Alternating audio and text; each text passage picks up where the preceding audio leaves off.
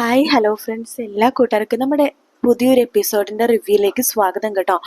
അങ്ങനെ നമ്മുടെ മഹേഷ് ആണെങ്കിൽ ഡൽഹിയിലൊക്കെ പോയിട്ട് ആ മീറ്റിങ്ങും സക്സസ്ഫുൾ ആയിട്ട് വിജയിച്ചിരിക്കുകയാണ്. അത് കേൾക്കുമ്പോഴാണെങ്കിൽ നമ്മുടെ രചനക്ക് ആകെ ദേഷ്യം വരുന്നുണ്ട്. രചന പറയുന്നുണ്ട്, ആകാശ് നീ എപ്പോഴും എന്തിനാണ് എന്നെ കൂട്ടിക്കൊണ്ടുവരേണ്ടത്? തോറ്റു തുന്നം പാടാനായിട്ടോ? മടുത്തു, ഇനി ഞാൻ നിന്റെ കൂടെ എവിടേക്കും ഇല്ല. നീ മടുത്തു അല്ലേ? അതെ മടുത്തു. നിനക്കൊരിക്കലും ആ മഹേഷിന് മുമ്പിൽ ജയിക്കാനൊന്നും പറ്റത്തൊന്നുമില്ല എന്ന് പറയുമ്പോഴേക്കും, അപ്പൊ നീ എന്നാ അവന്റെ കൂടെ പോ.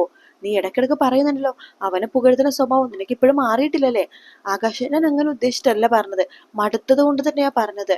ഏത് നേരം അവന്റെ മുമ്പിൽ തോറ്റു തുന്നം പാടി നിൽക്കുമ്പോ ആകെ ഞാൻ തോറ്റു പോകുവാണ് എന്നൊക്കെ പറയുമ്പോ, രചന ഐ നോ, എന്ത് ചെയ്യാനാണ്? നിനക്കറിയാലോ ഞാൻ ജയിക്കാൻ വേണ്ടി പലവട്ടം നോക്കിയായിരുന്നു. നമ്മുടെ ടെൻഡറാണ് ഭയങ്കര, അവൻ വെച്ച ടെൻഡറിനെക്കാളും ഒരുപാട് എമൗണ്ട് കൂടുതലാണ് നമ്മുടെ ടെൻഡറിന്. ആകാശ്, നമ്മൾ ജയിക്കാൻ നമ്മൾ തോക്കാൻ കാരണം നമ്മുടെ ടെൻഡറും കാര്യങ്ങളൊന്നും അല്ല, അവന്റെ കോൺഫിഡൻസ് ലെവൽ. അവന് മറ്റുള്ളവർക്ക് സംസാരിക്കുമ്പോഴും അതുപോലെ തന്നെ കൺവിൻസ് ചെയ്യുമ്പോഴൊക്കെ അവന് ഭയങ്കര കോൺഫിഡൻസ് ആണ്. അത് തന്നെയാ ജയിക്കാൻ കാരണം. ഓ, അപ്പൊ നീ എന്താ പറഞ്ഞത്? എനിക്ക് അതിനുള്ള കഴിവില്ല എന്നല്ലേ? അങ്ങനെയല്ല ഞാൻ ഉദ്ദേശിച്ചത് എന്നൊക്കെ പറയുമ്പോ തന്നെ മഹേഷ് വരുന്നുണ്ട്. എന്താണ് ആകാശ്, നിന്റെ ഭാഗ്യനക്ഷത്രം കൂടെ ഉണ്ടായിട്ടും നീ എനിക്ക് ജയിക്കാൻ സാധിച്ചില്ലേ എന്നൊക്കെ പറഞ്ഞ പുച്ഛത്തോടെ ചിരിച്ചുകൊണ്ടിരുന്നിട്ട് അവിടെ നിന്ന് പോകുക കേട്ടോ. അതിനുശേഷം നമ്മുടെ മഹേഷിനെ കൈയെടുത്തിട്ട് മതിലിലേക്ക് അടിക്കുകയാണ്. ഡാമിറ്റ്, എല്ലാം നശിപ്പിച്ചു, എല്ലാം തീർന്നു, എത്രയും പെട്ടെന്ന് ഇവിടുന്ന് പോയാൽ മതി എന്നൊരു സെറ്റപ്പിലാട്ടോ ആകാശ് നിൽക്കുന്നത്. ആ സമയത്താണ് ആകാശ് നോക്കുമ്പോൾ ഒരു ചെറിയൊരു, അത്ര വലിയ പ്രായമൊന്നുമില്ല, ഒരു പെണ്ണ് ആകാശം നോക്കി ഇന്ന് ചെറുതായിട്ട് ചിരിക്കുന്നൊക്കെ ഉണ്ട്. ആകാശ് നേരെ അതിന്റെ പുറകിലേക്ക് പോവാണ്. Hi, you are so beautiful എന്ന് പറയുമ്പോഴേക്കും, താങ്ക് യു സർ. അല്ല, ഇവിടെ വർക്ക് ചെയ്യാണോ? അതെ, ഇവിടെ റിസപ്ഷനിസ്റ്റായിട്ട് വർക്ക് ചെയ്യാണ്. ഓ, എത്ര വയസ്സുണ്ട്? എനിക്ക് 24 വയസ്സുണ്ട് sir. Oh, you are very young എന്നൊക്കെ പറയാണ്. Thank you sir. Sir you are very hot എന്നൊക്കെ പറയുമ്പോൾ ആകാശം അതിൽ വീഴാണ്.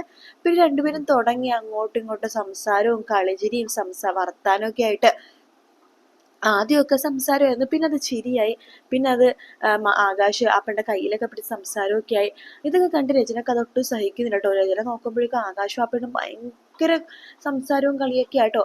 രചനക്കാണെങ്കിൽ ആകെ ദേഷ്യം വരുവാണ്. രചന അവിടുന്ന് പോകുവാണ്.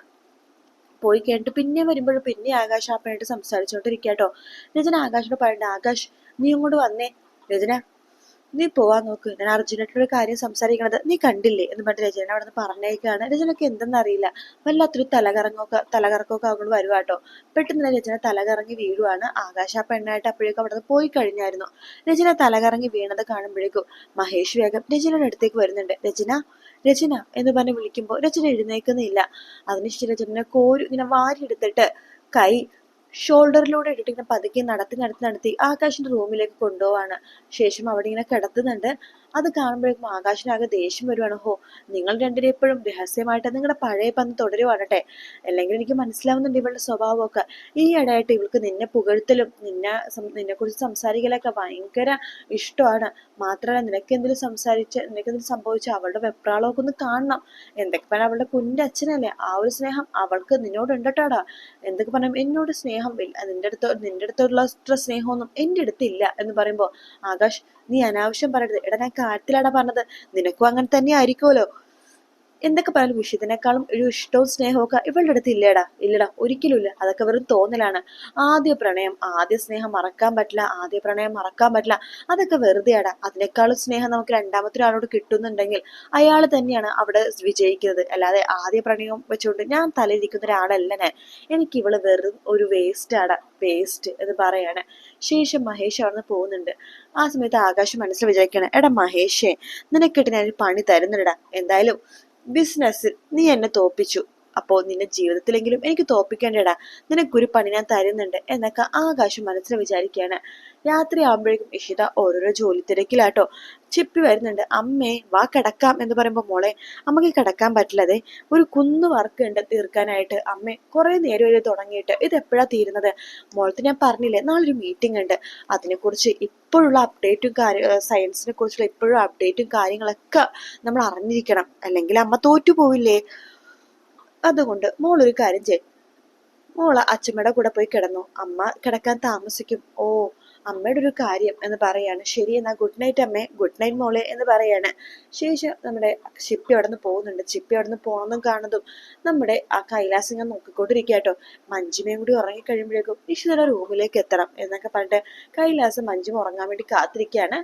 ആ സമയത്ത് മഞ്ജിമ ഉറങ്ങണമില്ല കേട്ടോ. നിനക്ക് എന്താ ഉറങ്ങിക്കൂടെ എന്ന് കൈലാസം ചോദിക്കുമ്പോൾ ഇത് നല്ല പാട്ട്, എനിക്ക് ഉറക്കം വരെങ്കിൽ ഞാൻ ഉറങ്ങിക്കോളാം. കൈലാസേട്ടൻ എന്താ, കൈലാസേട്ടന് ഉറക്കം വരെങ്കിൽ കൈലാസേട്ടൻ ഉറങ്ങിക്കോ, എനിക്ക് ഉറക്കം വരുന്നുണ്ട്, ഞാൻ ഉറങ്ങാൻ പോവാ, നീ ഉറങ്ങാന്ന് പറയുമ്പോഴേക്കോ ഞാൻ ഉറങ്ങിക്കോളാന്ന്, ഇതെന്തൊരു മനുഷ്യനാ എന്നൊക്കെ മഞ്ജിമയും വിചാരിക്കുകയാണ്.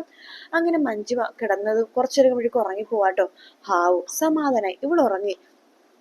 ഇനി ഇവിടുത്തെ ലൈറ്റ് എല്ലാം ഫുള്ളും അണയ്ക്കണം, എന്നിട്ട് ഇഷിതയുടെ റൂമിലേക്ക് പോകണം, അവൾ എനിക്ക് വേണ്ടി കാത്തിരിക്കുകയായിരിക്കും എന്നൊക്കെ പറഞ്ഞിട്ട് കൈലാസ് പതുക്കെ അവിടുത്തെ ലൈറ്റ് എല്ലാം അടച്ചിട്ട് ഇഷിതയുടെ അടുത്തേക്ക് പോവാട്ടോ. ഇഷിത ഓരോരോ വർക്കിന്റെ തിരക്കിലാണ്. ആ കൈലാസ് നോക്കുമ്പോഴേക്കും ഇഷിത വാതിലടച്ചിട്ടില്ല. പതുക്കെ വാതിൽ തുറന്ന് ഇഷിതയുടെ അടുത്തേക്ക് പോവാണ്. ഇഷിത കസേര തന്നെ ഇങ്ങനെ ഇരിക്കുകയായിരിക്കോട്ടോ. പതുക്കെ ഇഷിതയുടെ കയ്യിലേക്ക് ഇങ്ങനെ പിടിക്കുന്നുണ്ട്. ഇഷിത ഞെട്ടിപ്പോവാണ്. നിങ്ങൾക്ക് നാണമില്ലേ, നിങ്ങൾക്ക് എത്ര പ്രാവശ്യം പറഞ്ഞു ഞാൻ റൂമിലേക്ക് വന്നു പോരുതെന്ന്. ദേ മര്യാദയ്ക്ക് എന്റെ റൂമിൽ നിന്ന് ഇറങ്ങി പോവാൻ നോക്ക്. ഇഷിതേ, എനിക്കറിയാം നിനക്ക് എന്നോട് ഇഷ്ടമുണ്ടെന്ന്, നീയും മഹേഷും തമ്മിൽ അങ്ങനെ ഒരു ബന്ധമില്ലെന്നൊക്കെ എനിക്ക് മനസ്സിലായി.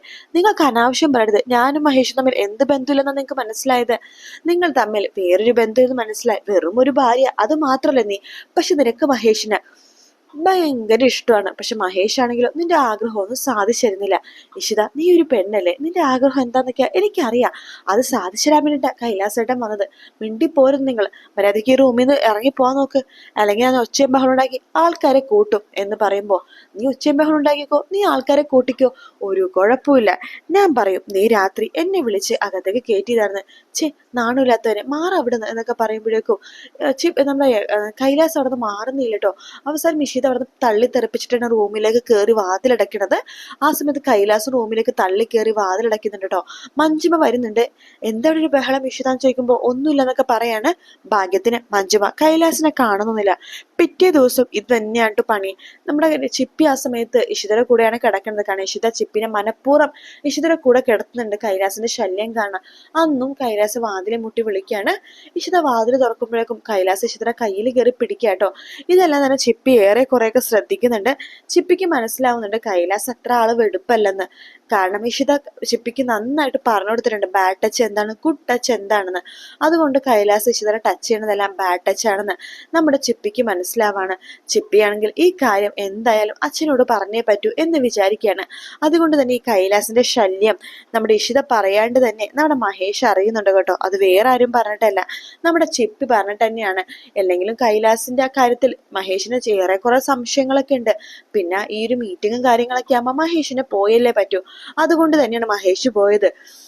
പക്ഷെ ഇനി മഹേഷ് വരുമ്പോഴേക്കും കൈലാസ് തന്റെ ഇഷിതനെ തൊട്ടെന്ന് അറിഞ്ഞു കഴിഞ്ഞാൽ ഒരിക്കലും കൈലാസിനെ വെറുതെ വെക്കില്ല. മഹേഷ് ചവിട്ടി പുറത്താക്കുക തന്നെ ചെയ്യും. എന്തായാലും കാത്തിരുന്ന് കാണാം. വീഡിയോ ഇഷ്ടപ്പെടുകയാണെങ്കിൽ ലൈക്ക് ചെയ്യാനും സബ്സ്ക്രൈബ് ചെയ്യാനും കമന്റ് ചെയ്യാനും മറക്കല്ലേ. മറ്റൊരു വീഡിയോ ആയിട്ട് വീണ്ടും കാണാം friends. Take care, bye bye.